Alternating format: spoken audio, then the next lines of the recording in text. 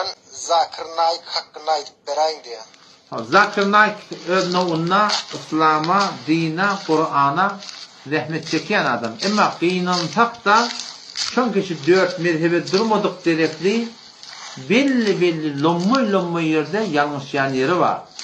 Otam şol adamın kevine kulak atsan kulak at yöne alim olup, bilimli olup hayta bir aydandan soramasam hemme aytyan kevine anam etmeklik bolmaya. Hamana bir neme.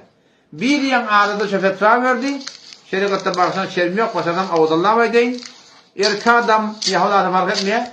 Öl kabat yerini 50 girip öl şehvettuğun getirmeklik günemiye günedemi. O da çok günedemi fetva verdi şu. Hani ki Huda Tebarek ve Teala Kur'an'ın ödünne Sure-i Mu'minun'na o taraftan Sure-i Ma'arış'ta erka adam öz şehvetini dine iki yerik boşadıp başarıya dittir. İlla ala azvacihim ev ma meleket eymanuhum dittir. Kenidi bu kenidi yok. Burada ayarlı dittir.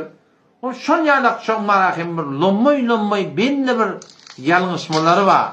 Yok ham zahmet çeken adam ona gurun yok. Köp ne kadar kafirle Müslüman mıdır ona gurun yok. Emma şon yanak yanlış yer var. Ya hamana bir yanlış yer ne mi? Bir yanlış yer ben Müslümanım. Men Müslüman bolup men İslami men rahat etmeli. Ordan evinde gol yok könök gene burada ayal oğlan yok. Şopan şak durmaklığı.